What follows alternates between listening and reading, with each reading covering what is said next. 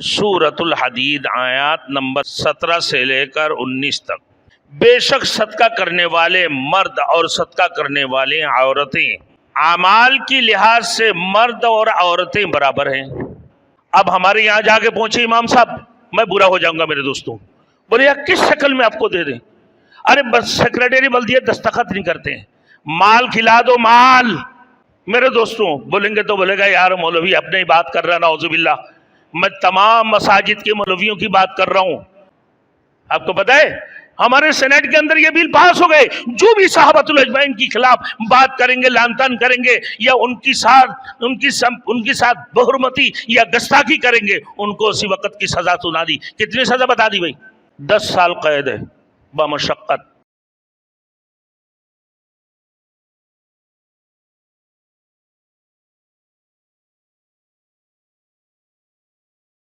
Thanks for watching. Don't forget to like, comment, share and subscribe to Maulana Habibullah Rouhani Official. الحمدللہ وکفا وسلام علی عباده الذین اصطفى اما بعد فاعوذ باللہ من الشیطان الرجیم بسم اللہ الرحمن الرحیم ان المصدقین والمصدقات وأقرضوا الله قرضا حسنا يضاعف لهم ولهم أجر كريم والذين آمنوا بالله ورسله أولئك هم الصديقون صدق الله المولانا العظيم۔ میرے محترم دوست و بزرگ، سورۃ الحدید آیات نمبر 17 سے لے کر 19 تک۔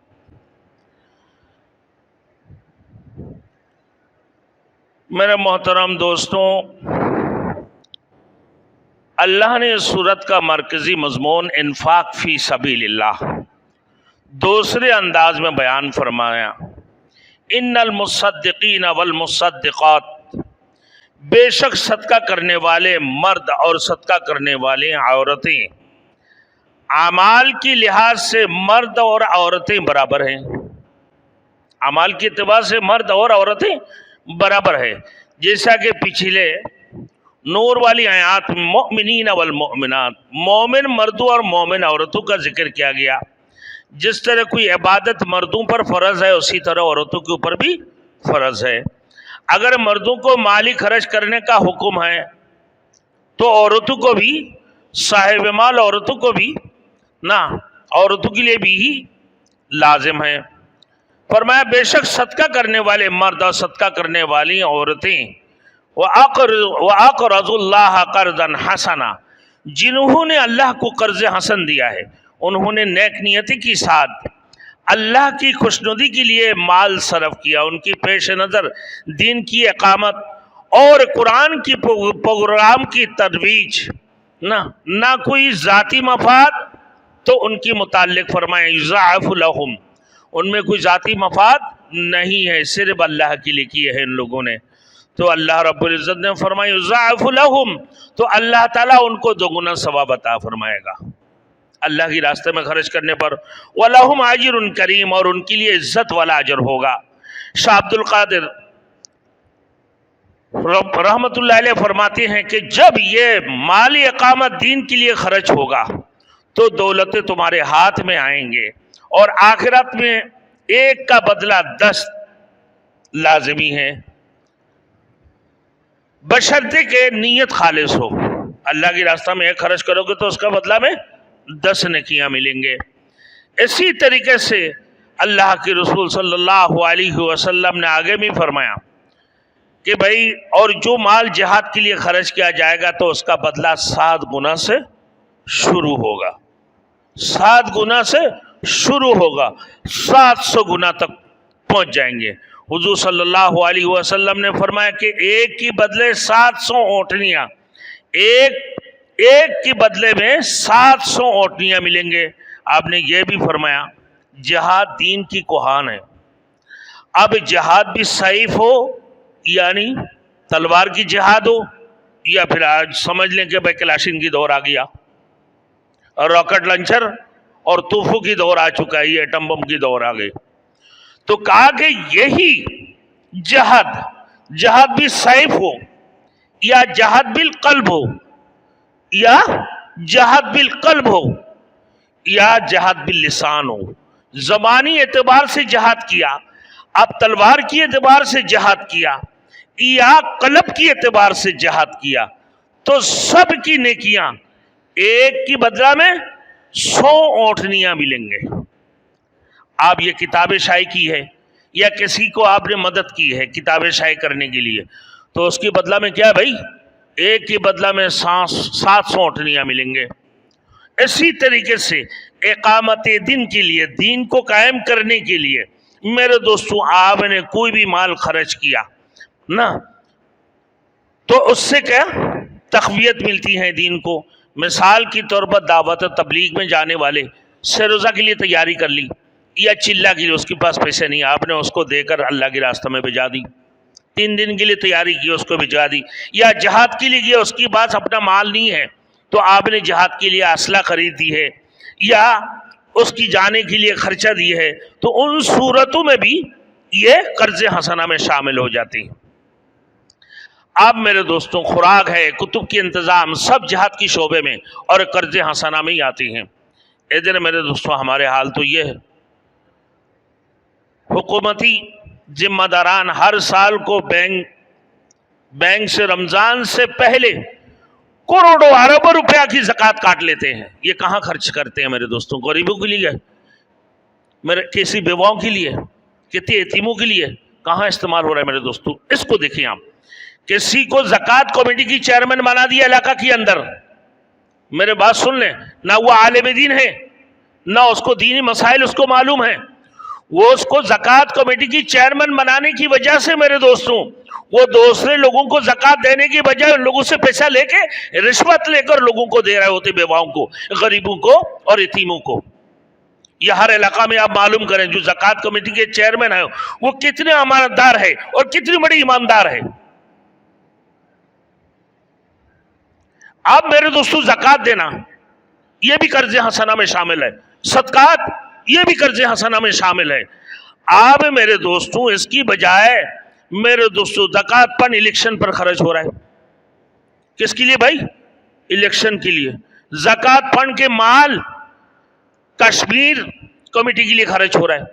अरे भाई, कश्मीर कमेटी के लिए ज़कात फंड के पैसे खर्च नहीं हो सकते हैं, इलेक्शन के लिए खर्च नहीं हो सकते हैं। ये माल सिर्फ और सिर्फ विवाहों की माल है, गरीबों के लिए है, मिस्कीनों के लिए है, बेसहाराओं के लिए है। डायरेक्ट बराह रास्त उनको माल तकसीम कर दी जाए। मेरे दोस्तों आजकल हर मस्जिदों में अगर यही इंसाफ सबके दरमियान होता मेरे दोस्तों, तो ये मस्जिदों में आज इतना भिखारियाँ नहीं होती, जगह जगह इतना भिखारियाँ नहीं होती, इतने गरीब और यतीम इतने परेशान नहीं होते, मारे जो है ना फिर रहे नहीं होते मेरे दोस्तों। उनकी पैसा उनको तक नहीं पहुंचाए जाते हैं। तो हुकूमत जो ये पैसे रमज़ान से पहले काट लेते हैं मेरे दोस्तों, ये किस मद में जा रहा है? कहीं स्कूलों की तामीरात के लिए इस्तेमाल हो रहा है, कि मज़ारों की तामीरात के लिए इस्तेमाल हो रहा है, कहीं रास्ते की तामीरात के लिए इस्तेमाल हो रहा है, कहीं इलेक्शन के लिए इस्तेमाल हो रहा है, कहीं ज़कात फंड अगर किसी को दे दी है, वो उस इलाका की चेयरमैन, ज़कात कमेटी का चेयरमैन अपने ही घर के लिए इस्तेमाल शुरू कर दी, अपने ही बड़े इमारतें बना रहे हैं, अपने ही लिए बड़े महल बनाना शुरू कर दी। मेरे दोस्तों वो पैसे गरीब और बेवाओं को, यतीमों को नहीं दिए जाते हैं, तो ये भी सही तकसीम नहीं हो रहा है। और इस किस्म की देने से इलेक्शन कमेटी के लिए, अपनी ज़कात कमेटी की चेयरमैन अपना ही घर बनाने के लिए अगर ये पैसे इस्तेमाल करेंगे तो ज़कात भी अदा नहीं होगी। अगर हम कहें तो मेरे दोस्तों तो बुरा हो जाए, हमारे इलाकों में है ना चेयरमैन, ज़कात कमेटी का चेयरमैन, जाके मालूम कर लें आप कितनी बेवाओं को दिए उसने, कितने यतीमों को दिए हैं, कितनी गरीबी को दिए हैं। جو میرے دوستوں غریب مارے مارے پھر رہے ہوتی ہیں، یتیم مارے مارے پھر رہے ہوتی ہیں، بیوائیں مارے مارے پھر رہے ہوتی ہیں، اور بے سہارا لوگ مارے مارے پھر رہے ہیں میرے دوستوں، اس قسم کی جن کی کوئی سہارا نہیں ہے، وہ بیوہ، غریب، یتیم عورتیں ہیں میرے دوستوں، یہ مال صحیح طریقے سے تقسیم نہیں ہو رہا ہے، یہاں مزارات بن رہا ہے، جنتی دروازہ بن رہا ہے. کیا بھائی؟ جنتی دروازہ بنتے. اب جنتی دروازہ مزاروں کے اندر کیا ہو رہا ہے بھائی؟ ایک دفعہ کھول دی، خوب مال جمع ہو رہے ہوتی ہیں، اس کی ٹکٹ رکھے ہوئے، اور پھر مال جمع ہونے کے بعد پھر عارضی طور پر بند کر دیتے ہیں، پھر 6 مہینے 4 مہینے کی بعد وہ جنتی دروازہ دوبارہ کھول دیتے ہیں. بھائی کون سی جنتی دروازہ مزاروں کے اندر کھول رہے ہو؟ اللہ کا ولی برحق ہے، اس میں کوئی شک نہیں ہے، اللہ کا ولی برحق ہے، اس میں کوئی شک نہیں ہے، مگر مزارات میں یا اولیاء اللہ نے یہ حرکتیں کرنے تمہیں نہیں بلائے.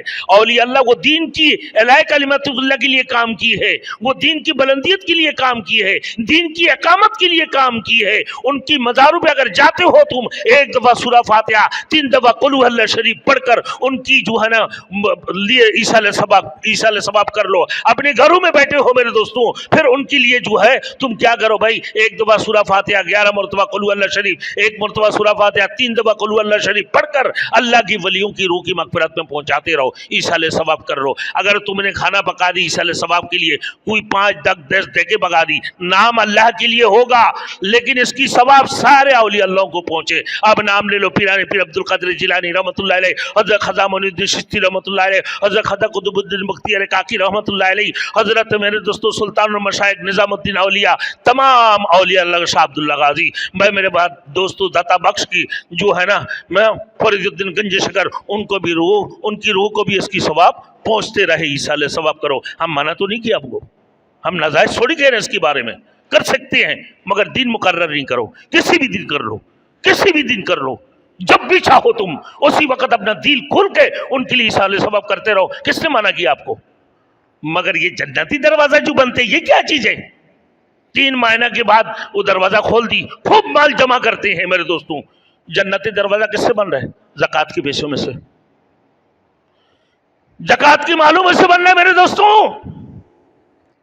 اسی طریقے سے ان مزاروں کی اماموں کی حالت کو دیکھ لو، گریڈ ان کو بڑھاتے نہیں ہیں، تنخواہیں دے رہے ہوتی ہیں، وہ بیچارہ خود بھی وہاں بیٹھے بیٹھے بیٹھے جگہ جگہ گھومتے پھر رہے ہوتی ہیں، لیکن ان کی گریڈ نہیں بڑھایا جاتا ہے. یار میرے دوستوں، ان لوگوں کو بھی تو احساس ہونا چاہیے جو 18-20 گریڈ کی افسر ہے، 19 گریڈ کی افسر ہے.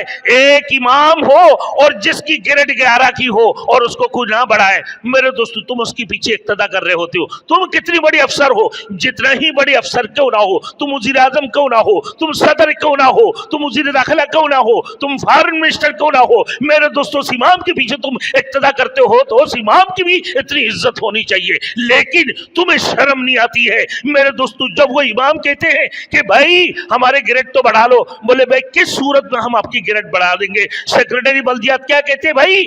سیکریٹری بلدیہ کہتے ہیں کون سی رولز ہے، کون سی رولز ہے؟ اب میرے بات سن لو، 2010 میں مصطفیٰ کمال کی دور، مشرف کی دور تھے نا، KMC بلدیہ کی طرف سے میرے دوستو جو ہیڈ آفس ہے کہ تمام مساجد کی اماموں کو ہم 16 گریڈ میں ترقی دے رہے ہیں اور تمام مؤذنوں کو 11 گریڈ میں ترقی دے رہے ہیں. 11 گریڈ سے 16 گریڈ اور 7 گریڈ سے 9 گریڈ میں اپ گریڈیشن کر رہے ہیں. اور یہ بل قرارداد پاس کر کے پھر امام کو بنا دیا. اپنے جو امام ہے کیا میرے دوستوں جنتی انسان ہے، اللہ ان کو جنت نصیب عطا فرمائے. اگر دنیا میں باحیات ہے تو ان کے رتبہ کو بلند فرما دے، ان کی تمام گناہوں کا اللہ بخشش فرما دے. اس امام کو احمد سلمی، اس امام کو ڈائریکٹر ان خطیب بنا کر 19 گریڈ میں ترقی دی ہے. اب ہمارے یہاں جا کے پہنچے امام صاحب، میں برا ہو جاؤں گا میرے دوستوں، بولے یار کس شکل میں آپ کو دے دیں؟ ارے بس سیکریٹری بلدیہ دستخط نہیں کرتے ہیں، مال کھلا دو مال. میرے دوستوں بولیں گے تو بولے گا یار مولوی اپنے ہی بات کر رہا، نعوذ باللہ. میں تمام مساجد کے مولویوں کی بات کر رہا ہوں. پھر ہمارے علاقوں میں مسجد کو دیکھو میرے دوستوں، ایک عام آدمی ایک چوکیدار ہے، اس کی تنخواہ 35,000 40,000 ہے، اور اس امام کی، ہمارے علاقہ کی جو مسجد ہے، امام کی تنخواہ کتنی ہے؟ 15 سے 16,000. بڑے مشکل سے ہم نے کچھ دن پہلے یہاں سنا اتحاد ٹاؤن کی طرف ایک مسجد کی امام کا تنخواہ کتنا 8,000. میں نے بولا یہ کیا کر رہے بھائی 8,000 سے وہ کیا کریں گے, اس سے تو پیٹرول کی پیسہ بھی پورا نہیں ہوگا. بولے یار ہم کیا کریں گے. میں نے بولا تم کیا کرو گے, تم کھاتے نہیں ہو, تم پیتے نہیں ہو, کیا تمہارے گھر نہیں چل رہے, بیٹیوں کی شادی نہیں کر رہے ہو, بیٹوں کو شادیاں نہیں کروا رہے ہو, اپنے گھر کی تعمیرات نہیں کروا رہے ہو, تم بےگارے روٹی کی بھوکے مر رہے ہو کیا کہ تمہاری امام کی تنخواہ 8,000 روپیہ. تمہیں شرم آنی چاہیے. تمہارے امام کا تنخواہ وہ ہونا چاہیے جو کسی 20 گریڈ افسر کی تنخواہ بھی نہیں ہو. کیوں؟ حدیث شریف میں ہے, رسول مقبول صلی اللہ علیہ وسلم کے حدیث میں عمر فاروق رضی اللہ تعالیٰ عنہ نے اماموں کی تنخواہ مقرر فرما دی ہے کہ ان کی گھر کی اخراجات, ان کی بچوں کی دوائی درود, ان کی گھر کی ریشن, جتنی بھی چیزیں ہیں ان کی تمام اخراجات کی ذمہ داری آپ لے لیں. براہ راست امام کو نماز کے لیے تنخواہ لینا حرام ہے, لیکن جو وہ وقت دے رہے اپنے وقت کی وجہ سے وہ اور کوئی کام نہیں کر سکتے ہیں, جس کی وجہ سے میرے دوستوں ان کی تنخواہ اتنا کر دو کہ وہ بالکل فراغت کے ساتھ اپنے بیوی بچوں کو لے کر, اپنے اہلیوں کو لے کر, اپنے پورے رشتہ داروں کے جتنے ذمہ داریاں سب ذمہ داریاں اٹھا سکے. بھائی لینا دینا بھی ہوتی ہیں, ڈاکٹر کی دوائی بھی ہے, سب کچھ ہے, لیکن تم کہاں ہو 8,000 روپے امام کو تنخواہ دے رہے ہو, اس کی پیٹرول کی پیسہ بھی نہیں ہے. تمہیں شرم نہیں آتی؟ اور جس کے پیچھے تم اقتدا کرتے ہو, تمہاری سامنے تمہاری امام اگر کسی کے سامنے ہاتھ پھیلا دے تو تمہیں شرم آنا چاہیے, ڈب کے مرنا چاہیے, مٹی پھاڑ کر زمین کے اندر دب جانا چاہیے کہ امام کو تم 7-8,000 تنخواہ دیتے ہو. یہ کرتے ہو تم انصاف کی کام. پھر پوچھے کہ بھائی امام صاحب کی تنخواہ پورا نہیں ہو رہا ہے, چندہ دے دو. بولے یار میں خود بھی پریشان ہوں, کیا کروں. ارے بھائی تو پریشان ہے تو تیرے گھر پورا نہیں کر رہے, تو میرے دوستوں چندہ بھی نہیں ہے اور دے رہا ہے تو پھر اعلیٰ اعلان کہ بھائی ہم ہر مہینے کو یہ دے رہے ہیں. آ رہا ہے تو کوئی ایک پنکھا دے دو, ایک بلب دے دو. بولے یہ کس نے لگایا؟ کہ فلاں عبداللہ صاحب نے لگایا. بولے واہ بھائی بہت بڑی کام کر دیا. کہ شیشہ لگا دو. بولے یہ کس نے لگایا؟ اب فلاں عبد الرحمن نے لگایا. کیوں؟ تمہارے نام و نمود ہو, اللہ کے لیے کام تو تم کرتے نہیں ہو. تو میرے دوستوں یہ فرمایا شاہ ولی اللہ محدث دہلوی رحمۃ اللہ اس کے متعلق کہ دین کی تعلیمات کے متعلق جتنے بھی کام ہو یہ جہاد میں شامل ہے. کیا ہے؟ جہاد میں شامل ہے. صحیح امام کی تنخواہ کو زیادہ کر دو اور ان کو دین کی کام کے لیے بلندگیت کی لے کے جاؤ, پھر مؤذن کے لیے کرو, پھر خادموں کے لیے جو دین مسجد کی دینی کام کرنے والے کہ وہ اگر فراغت سے اس دین کی کام کو کر سکے کہ وہ دوسرا کام اس کو کرنا نہ پڑے. اسی وجہ سے یہ جہاد میں شامل ہوتے ہیں. شاہ ولی اللہ محدث دہلوی رحمت اللہ علیہ نے فرمایا, شاہ عبد القادر نے فرمایا. لیکن آج ہمارے یہاں یہ نہیں ہے میرے دوستوں, ہم سوچتے نہیں. آگے دیکھیں میرے دوستوں, آگے اللہ نے ایمان کی تعریف کی. والذین آمنوا باللہ ورسلہ اولئک هم الصدیقون, اور جو لوگ ایمان لائے اللہ پر اور اس کی رسولوں کے اوپر, یہی لوگ سچے ہیں. یہی لوگ سچے ہیں جنہوں نے ایمان کی تقاضوں کو پورا کیا. والشہداء عند ربہم, یہی لوگ اپنے پروردگار کے یہاں شہید ہیں. اپنے پروردگار کی وہاں شہید ہیں. ایمان لائے اللہ کے اوپر, اللہ کے رسول کے اوپر. میرے دوستوں فرمایا اہل ایمان کو صدیق خطاب دیا گیا نا, تو فرمایا حالانکہ صدیق کا مرتبہ نبی کی بات دوسری پر ہے, دوسری نمبر پر ہے. صدیق کا مرتبہ اللہ کی نبی کی بات دوسری نمبر پر ہے. اسی طرح شہید وہ ہوتا ہے جو اللہ کی راہ میں جان قربان کر دیتا ہے. لیکن میرے دوستوں وہ کون ہے بھائی؟ مجاہدین, اللہ کے راستہ میں جہاد کر رہے ہیں. اب یہ مجھے بتاؤ, آپ مسلمان ہو, ایمان والے ہو, قیامت کے اوپر ایمان لے کر آیا, اپنے رسولوں کے اوپر ایمان لے آیا, تقدیر کی بلائی برائی کے اوپر ایمان لے کر آئے, تمام آسمانی کتابوں کو ایمان لے کر آئے. میرے دوستوں پھر جزائے سزائے نا, جزائے عمل کے اوپر اپنے ایمان لے کر آئیں, لیکن آپ جہاد میں جا نہیں پائیں. لیکن جذبہ تو ہے نا بھائی, جہاد میں جانے کا جذبہ تو ہے نا بھائی. سب مسلمان جو کلمہ گو, جو کلمہ پڑھنے والے, ان کی سب کی جہاد میں جانے کا جذبہ ہے. تو اس جذبہ کی بنیاد پر, اس جذبہ کی بنیاد پر اللہ کے رسول نے فرمایا, اللہ کی قرآن مجید نے بھی اللہ رب العزت نے فرمایا کہ اللہ ولی الذین آمنوا, اللہ تعالیٰ ایمان کا ولی ہے. گویا ہر مومن ولی ہے. اس طرح ہر مومن کو ایمان کی بدولت صدیقیت کا ادنی درجہ بھی حاصل ہوتا ہے. پھر شہداء کا مسئلہ بھی ایسا ہی ہے.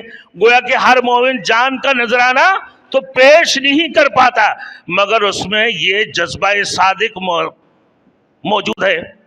اب جب جذبہ صادق موجود ہے کہ وہ ضرورت کی وقت ایسا کرنے سے غریض نہیں کرے گا۔ اگر ضرورت ہوگی کہ جہاد، بھائی پاکستان میں جہاد فرض ہو گئی، تو آپ کیا بیٹھے رہو گے؟ کوئی نہیں بیٹھیں گے، عورتیں بھی نہیں بیٹھیں گے، سارے نکل پڑیں گے۔ جب جہاد فرض ہو جاتی میرے دوستوں، تو سب کے اوپر فرض ہو جاتی ہے کہ جہاد کرنا، اپنے گھر سے نکل پڑتے ہیں۔ دین کی جذبات کی بنیاد پر وہ جہاد کی جذبہ بھی رکھتے ہیں۔ تو لہذا میرے دوستوں، اللہ کے اس قرآن کی آیات کی بدولت یہ فرما رہا ہے کہ کسی نہ کسی درجہ شہداء کی فہرست میں اس کو شامل کر لیا جاتا ہے، شہداء کے درجہ میں شامل کر لیا جاتا ہے۔ جہاد کی جذبہ رکھنا چاہیے میرے دوستوں، ایمان والوں کو چاہیے جہاد کی جذبہ۔ ابھی دیکھو نا بھائی، یہ جہاد کی جذبہ ہے نا، یہ مومن لوگ جو قرآن کی بے حرمتی کی ہے، پورے پاکستان بھر میں نہیں، پورے دنیا کے اندر کتنی بڑی بڑی احتجاج کی، جو اپنے گھروں میں بیٹھے شرما گے وہ اپنی جگہ پر رہے، ان کی ایمانی قوت جذبات نہیں ہے، اور جن کی ایمانی قوت اور جذبات ہے وہ روڈوں میں نکل کے احتجاج کیے، احتجاج ریکارڈ کرا دی۔ تو اس کا مطلب یہ ہے کہ ایمان کی، جہاد کی اس کی جذبہ اس کے اندر ہے، اسی وجہ سے وہ شہداء میں شامل کر لیا اللہ نے۔ اب آئیے میرے دوستوں، بعض فرماتے ہیں کہ صدیق کا معنی سچا اور راست باز انسان ہوتا ہے، لہذا اس سے اصطلاحی صدیق اور شہید نہیں مراد نہیں ہے، کہ وہ تو بلند مرتبت اور خالق لوگ ہوتے ہیں۔ البتہ ان صدیقیت اور شہداء سے مراد خدا کی یہاں سچی شہادت دینے والے لوگ ہیں۔ سورۃ البقرہ کے اندر اللہ نے فرمایا وَكَذَلِكَ جَعَلْنَاكُمْ أُمَّةً وَسَطًا لِتَكُونُوا شُهَدَاءَ عَلَى النَّاسِ وَيَكُونَ الرَّسُولُ عَلَيْكُمْ شَهِيدًا۔ اسی طرح ہم نے تمہیں افضل امت بنایا تاکہ تم لوگوں پر گواہی دینے والے بنو، اور اللہ کا رسول تم پر گواہی دے۔ قیامت والے دن اس آخری امت کی لوگ سابقہ امت کے لوگوں پر بطور گواہ پیش ہوں گے، اور اللہ کا آخری رسول، آخری نبی، سید المرسلین، خاتم النبی محمد رسول اللہ صلی اللہ علیہ وسلم پورے آخری امت پر گواہ ہوگا۔ اسی طرح گویا شہید سے مراد گواہی دینے والا، شہید سے مراد گواہی دینے والا، یا وہ شخص بھی مراد ہو سکتا ہے جو اللہ کی توحید، صداقت اور حقانیت کی گواہی پیش کرنے والا ہے۔ پورے امت جتنے سابقہ امت ہے، سارے سابقہ امت کے سامنے یہ ان کی امت محمدی گواہی پیش کریں گے۔ میرے دوستو، یہ گواہی پیش کرنے کے بعد بولے تم نے کیسے سنا؟ بولے ہمارے رسول سید النبی، خاتم النبیین، مرسلین، خاتم المرسلین محمد رسول اللہ صلی اللہ علیہ وسلم سے ہم نے سنا، اور اللہ نے قرآن میں نازل فرما دی۔ تو بولے اچھا ایسے بات ہے، تو پھر محمد رسول اللہ صلی اللہ علیہ وسلم کو پیش کریں گے اللہ کے رسول، ان پورے امت کے لیے گواہ بن جائیں گے۔ بولا ہاں ہم نے یہ بتایا، بلغ ما انزل الیک، ہم سب کو پہنچا دی، اب کیسے بچو گے تم؟ آگے دیکھیں میرے دوستوں، حضرت امام مجدد الفسانی رحمۃ اللہ علیہ کی رائے کہ حضور صلی اللہ علیہ وسلم کی صحابہ کرام جو اللہ کے رسول کی دور میں تھے نا، رضوان اللہ تعالی علیہ مجمعین، براہ راست اللہ کے رسول سے مستفید ہونے والے تھے، لہذا ان کی صدیقیت اور شہادت میں تو کوئی کلام ہی نہیں ہو سکتا ہے، کوئی باتیں نہیں ہیں ان کی صدیقیت میں، اور ان کی شہادت میں کوئی باتیں نہیں ہیں، وہ شہداء میں شامل ہے۔ جتنے بھی صحابی نے اللہ کے رسول کو دیکھا ہے، پھر ان شیطان ابلیسوں کے بارے میں بتاؤ جو اللہ کی رسول کو براہ راست اپنے آنکھوں سے دیکھے ہیں، ان کی قول و فعل کو اپنے آنکھوں سے دیکھا اور خود کی بھی ہے نا، خود وہ عمل بھی کیے ہیں۔ تو ایسے صحابیوں کو گالی بکنا، ایسے صحابیوں کو برا بلا کہنا، ان سے لعن طعن کرنا، میرے دوستوں جس کے بارے میں میرے دوستوں فرما دی ہے اللہ رب العزت نے میرے دوستوں کہ یہ شہید ہوں گے اور یہ صدیق میں شامل ہوں گے، تو گالی بکنے والا پھر مسلمان میں ہے، خارج ہوگا نا بھائی، ہمیں کسی کا نام لینے کی ضرورت نہیں۔ جو صحابۃ الاجمعین کے خلاف بکے، ماشاءاللہ ماشاءاللہ، اللہ رب العزت پاکستان کو زندہ تا آباد رکھے، ہمیشہ قیامت تک کے لیے۔ ہمارے سینیٹ کے اندر یہ بل پاس ہو گئی، آپ کو پتہ ہے ہمارے سینٹ کے اندر یہ بل پاس ہو گئے، جو بھی صحابۃ اجمعین کے خلاف بات کریں گے، لعن طعن کریں گے، یا ان کے ساتھ بحرمتی یا گستاخی کریں گے، ان کو اسی وقت کی سزا سنا دی۔ کتنی سزا بتا دی بھائی؟ 10 سال قید ہے بمشقت۔ اللہ اکبر۔ اللہ ہمارے جن لوگوں کی برکات سے یہ کام ہو گئے میرے دوستوں، یہ دین کی بلندیت کی کام ہے، الہ کلمت اللہ والی کام ہے، اللہ رب العزت ان کو اعمالوں کو دوگنا فرما دے اور ان کے ہر گناہوں کو بخشش فرما دے۔ آمین بولے بھائی، شرم لگتی ہے یار، اتنی بڑی بات ہوا۔ پھر جو لوگ صحابۃ الاجمعین کو گالی بکتے ہیں، ان کے بارے میں بتا دوں، پھر مسلمان میں شامل ہے۔ حضرت علی رضی اللہ تعالیٰ عنہ نے فرمایا، انا صدیق الاکبر لا یقول بعدی الا کاذب، یعنی میں صدیق اکبر ہوں اور میری بات جو کوئی بھی صدیقیت کا دعویٰ کرے گا وہ جھوٹا ہوگا۔ اس لحاظ سے صحیح ایمان والا صدیق کہلا سکتے ہیں، یعنی صحابۃ الاجمعین کی نقش قدم پر، خلفائے راشدین کے نقش قدم پر جو لوگ چلنے والے ہوں گے، ان کی نقش قدم پر جو عمل کرنے والے ہوں گے میرے دوستوں، وہ کیا ہے؟ ان کو صدیق کہلائے گا، ان کو صدیق کہلائے گا۔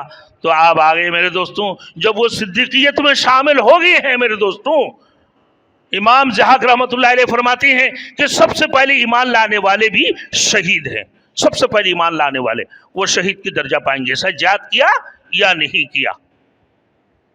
اب آئیے، پھر ان میں سے 8 آدمی شامل ہے، وہ کون ہے؟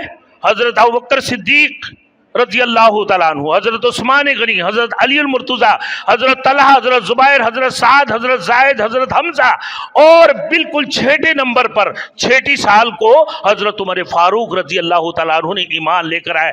لیکن میرے دوستو، خلفائے راشدین نے ان کو بھی، اللہ کے رسول نے ان کو بھی اولین صحابیوں میں شامل فرما دی ہے، ان کو بھی اولین صحابی میں شامل فرما دیا، یعنی ان کا نمبر بھی 9ویں نمبر میں شمار کیا گیا۔ مطلب کہ سب سے پہلی ایمان لانے والے، توحید کی گواہی دینے والے شہداء ہیں۔ عمر فاروق رضی اللہ تعالیٰ ایک دفعہ اپنے بیٹھے کہ میں نے سوچا کہ اللہ اکبر، میں تو امیر المومنین ہوں، میں تو بہت بڑے امیر المومنین، لوگوں کو خدمت کرتا ہوں، بیواؤں کو بھی دیکھتا ہوں اور بے سہاراؤں کو بھی دیکھتا ہوں، یتیموں کو بھی دیکھتا ہوں، یار عمر تیری کتنا بڑی رتبہ ہے۔ اس کی بات کہا کہ مجھے سوچ آئی۔ آنے کے بعد منبر رسول پہ بیٹھے عمر فاروق رضی اللہ تعالیٰ کہ میں نے اپنے خالہ کی گھر کا بکرا چرایا۔ بولے یہ کیا بات کہہ دیا عمر فاروق نے، بھائی یہ کیا ہے؟ امیر المومنین سے سب پوچھنے لگے کہ آپ نے یہ بات کیوں فرما دی؟ کہ میں نے اس لیے فرمایا کہ میں نے جب اپنے گوشہ نشین میں میرے دوستوں اکیلا بیٹھ کے سوچنے لگا تو میرے نفس مجھے کہنے لگا تو امیر المومنین ہے، تو امیر المومنین ہے، تو لوگوں کی بیواؤں کی خدمت کرتا ہے، تو بے سہاراؤں کو دیکھ بھال کرتا ہے، بیواؤں کی اونٹوں کے پیچھے بھی بھاگ رہے ہوتے ہیں۔ ایک مرتبہ مدینے کی بازار سے خوب تیزی سے بھاگ رہے عمر فاروق رضی، جیسے بچہ دوڑتا ہے نا، ایسے امیر المومنین دوڑنا شروع کر دی۔ بھائی آپ کیوں دوڑ رہے ہیں؟ بات کیا ہے؟ علی رضی اللہ تعالیٰ نے روک لی، بولے کیوں دوڑ رہے ہیں؟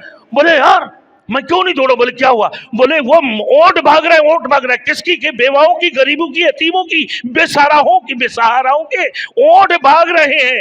اے علی سن لو، کل یہ بے سہارا، یتیموں کی، غریبوں کی اگر ایک دمبا بھی یہاں سے بگ جائے تو عمر سے باز فرض ہوگا، عمر کا پوچھ ہوگا، عمر سے دریافت ہوگا، اسی وجہ سے میں بھاگ رہا ہوں۔ تو عمر فاروق کہنے لگا کہ میرے نفس بہت حاوی ہو گئے مجھ پر، اسی وجہ سے اپنے نفس کو میں نے سزا دینے کے لیے بولا کہ عمر نے اپنے خالہ خولا کی گھر کے بکرا چوری کیا ہے تاکہ میرے نفس دب جائے۔ ہائے ابھی ایسے کوئی ایماندار اپنے بدنام کرو گے، یہاں تو کوئی آگے مسجد کا کبھی کچھ چودھری بن جاتا ہے، کبھی کچھ چیئرمین بن جاتا ہے، اور بھائی اپنے کام نہیں دیکھتا ہے، پورا سال بھر اس نے حاضری کبھی اگر ایک دن بھی، مہینہ میں 5 دن بھی دیا ہوگا تو استغفر اللہ منبر رسول میں بولنا نہیں چاہتا ہوں، کوئی بھی ہو میرے دوستوں۔ اب پھر مسجد کی اماموں کے پیچھے بول رہا یار تم اس میں کرتے ہو، ارے مسجد کی اماموں کو جانتے ہو اللہ کے لیے نماز پڑھاتے ہیں، تمہارے ڈر سے نہیں، تمہارے خوف سے نہیں، اللہ کی خوف سے، اللہ کی ڈر سے نماز پڑھا رہے ہوتے ہیں میرے دوستوں۔ اگر جس کے اندر اللہ کی خوف نہ ہو، اگر کوئی اذان نہیں دے رہا ہو، اس کی دل کے اندر اللہ کی خوف اگر نہ ہو تو وہ خدا کی دربار میں وہ جواب دے گا، کل قیامت کو وہ بھی اللہ کے عذاب سے بچ نہیں پائے گا۔ اب اس بات کو سوچ لو क्या भाई अपने नफ्स को दबाओगे? तुम दूसरे की नफ्स को दबाने की कोशिश करते हो, अपने गिरबान में खुद नहीं जागते हो, दूसरे की गिरबान में जाग रहे होते हो। तुम खुद तो दुनिया की शैतानियत को काम, शैतानियत वाली हरकत करते हो, लेकिन दूसरे को बोलते हो कि ऐसे करोगे तो तुम बड़े गुनाहगार हो जाओगे और तुम्हारे पीछे भी नमाज भी नहीं होगा। कोई बात है जो मैंने कह दिया? क्यों भाई, आगे बढ़ो ना, क्यों नहीं कर सकते हो? सच्चाइयत की बुनियाद पर आगे बढ़कर काम करो, फिर खुदा के दरबार में तुम भी नहीं फंसोगे, आगे वाले भी नहीं फंसेंगे, सब जवाब क्लियर हो जाएगा। आगे देखो भाई, अब ये फरमा रहे 6 साल तो हजरत उमर फारूक को भी 9वीं नंबर में शामिल कर दिया। फरमाया जो लोग अल्लाह के रसूलों पर ईमान लाए, सिद्दीक है, ये लोग क्या है भाई? वो सिद्दीक है और अपने रब की यहाँ शहीद है। लहुम अजरुहुम व नूरुहुम, उनके लिए अजर है और रोशनी है। इस रोशनी के जरिए वो पुलसिरत की घाटियों को पार करेंगे, पुलसिरत की घाटियों को पार करेंगे, फिर उन्हें अल्लाह की यहाँ बहुत बड़ी अजर मिलेगा। मेरे दोस्तों, इनकी बरखिलाफ वो लोग हैं वल्लदीन कबरू वकद्दबू बिआयातिना उलाइका अस्हाबुल जहीम, वो लोग जिन्होंने अल्लाह की आयत को जुटलाए हैं, अल्लाह की रसूल को जुटलाए हैं, अल्लाह की आसमानी किताबों को, तमाम मलाइक को जुटलाए हैं। मेरे दोस्तों, इनके बारे में अल्लाह ने और शरीयत को जुटलाया, मेरे दोस्तों इस्लाम को जुटलाया कि ये शरीयत और इस्लाम और ईमान ये एक बहुत बड़ी चीज़ है कि इन लोगों ने सब चीज़ों को क़यामत के दिन को भी जुटला दी है। अल्लाह के ऊपर ईमान लाना, आमनतु बिल्लाहि व मलाइकती व कुतुबिही व रुसुली वल यौमिल आखिर वल क़द्रि खैरिही व शर्रिही मिनल्लाहि ताला वल बासिम बादल मौत, सब चीज़ों को जुटा दी। तो कहा कि ऐसे लोगों के लिए अल्लाह ने तैयार करके रखे उलाइका अस्हाबुल जहीम, यही लोग जहन्नम वाले हैं जिन्हें हमेशा हमेशा के लिए अल्लाह की अजाब का सामना करना होगा। ये इन दोनों गुरोहों का इम्तियाज भी होगा कि हर गुरोह का अंजाम मुख्तलिफ होगा, मुख्तलिफ। कोई भाई किसी जहन्नम में, कोई किसी जहन्नम में, कोई किसी जहन्नम में, सबके लिए मुख्तलिफ जहन्नम अल्लाह ने तैयार करके रखे हैं। मेरे दोस्ती अल्लाह की अजाब से बच नहीं पाएगा। लिहाजा मेरे दोस्तों बातें करो ईमानदार वाले, सुलूक करो ईमानदार वाले, अखलाक को अपना दुरुस्त कर लो, ईमान की जज्बात को बढ़ाओ, ईमान की तकवीयत को बढ़ाओ, रासिकुल ईमान वाले बन जाओ, और रसूल की सुन्नत की इत्तिबा करो, सहाबतुल अजमाइन और खुलाफाए राशिदीन के नक्श कदम पर चलो, यही तुम्हारे लिए कामयाबी है, वरना तुम नाकाम हो जाओगे। अल्लाह हम सबको अमल करने के तौफीक अता फरमाए। व आखिर दावाना अनिल हम्दुलिल्लाहि रब्बिल आलमीन।